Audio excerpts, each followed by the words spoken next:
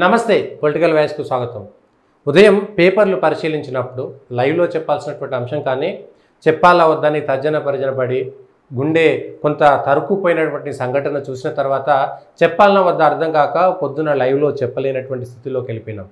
అయితే ఆ తర్వాత అర్థమైంది ఏంటంటే ఈ సంఘటన ప్రపంచానికి తెలవాలి, అయితే మీడియాలో కూడా రిపోర్ట్ అయింది కాబట్టి చెప్పడంలో తప్పలేదు. కానీ ఇదే సంఘటన కాంగ్రెస్ అధికారంలో ఉన్నటువంటి ఒక రాష్ట్రంలో కాకుండా వేరే రాష్ట్రంలో ఉండుంటే ఈ పాటికి వామపక్ష మేధావులు, ఆపక్ష మేధావులు, లిబరల్స్ లేదంటే మహిళా సంఘాలందరూ కూడా క్యాండిల్స్ పట్టుకొచ్చి రోడ్డు మీద నిలబడేటువంటి వాళ్ళు. అది నిజంగా కూడా ఉన్నావు లాంటిదో జమ్మూ కాశ్మీర్లో ఏదో రాష్ట్రంలో జరిగినటువంటి సంఘటన మనం ప్రత్యక్షంగా ఉదాహరణ తీసుకుంటాం కదా.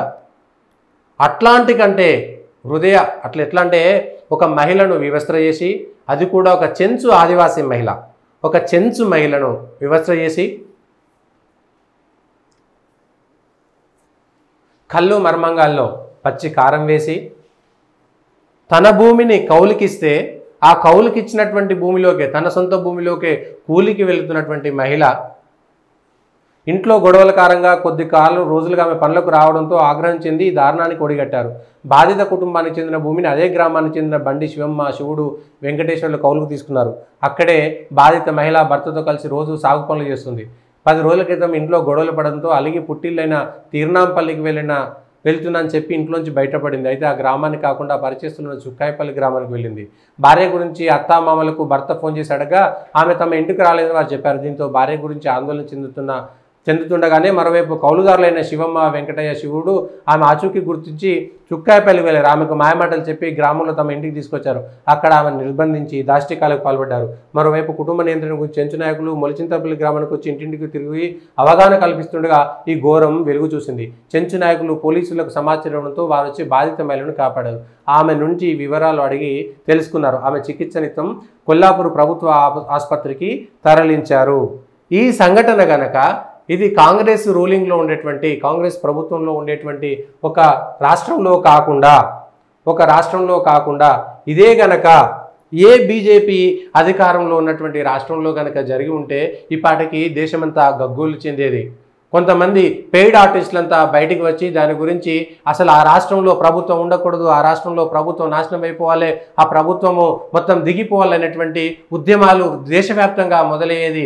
ప్రపంచంలో ఉన్నటువంటి మొత్తం మేధావులంతా, ప్రపంచంలో ఉన్నటువంటి మొత్తం మహిళా సంఘాలంతా కూడా, ప్రపంచంలో ఉండేటువంటి ఫెమినిస్టులు వాళ్ళు వీళ్ళు అందరూ కూడా ఇవాళ ట్విట్టర్లలో ఎక్కడ అక్కడ అన్ని చోట్ల కూడా పెద్ద యుద్ధం జరిగేది. సోషల్ మీడియాలో అందరూ వచ్చి ఆమెకు బాధిత మహిళకు అండగా ఉంటాం ఇట్లా అట్లా అని అదొక అంతర్జాతీయానికి సంబంధించినటువంటి విషయంగా తీసుకెళ్లేటువంటి మేధావులంతా కూడా, గతంలో చేసినటువంటి మేధావులందరూ కూడా ఇప్పుడు ఈ సంఘటన మీద ఎందుకు మాట్లాడతలేరు?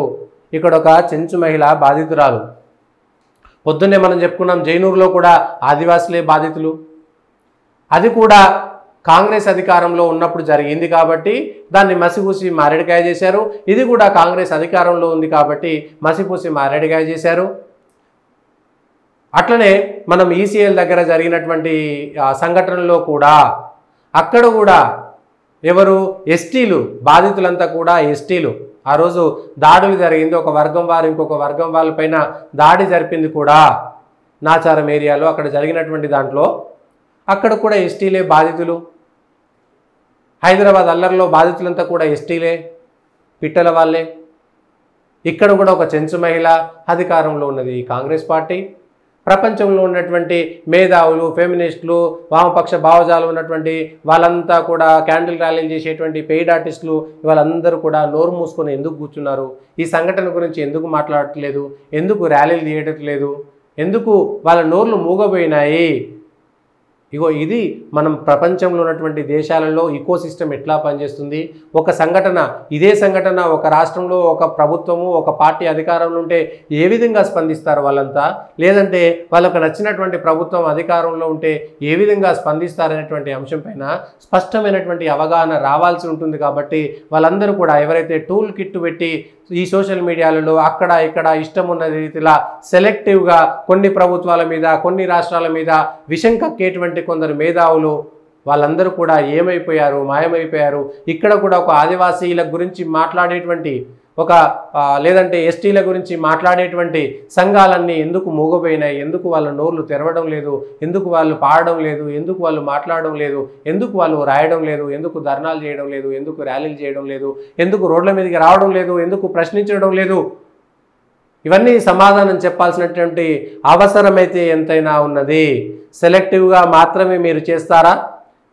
మీకు నచ్చినటువంటి పార్టీ అధికారంలో ఉన్నటువంటి చోట ఏ అన్యాయం జరిగినా, ఏ ఆక్రందన జరిగినా మీ నోర్లు మూగబోతూనే ఉంటాయా? సమాధానం చెప్పాల్సినటువంటి సమయం ఇది.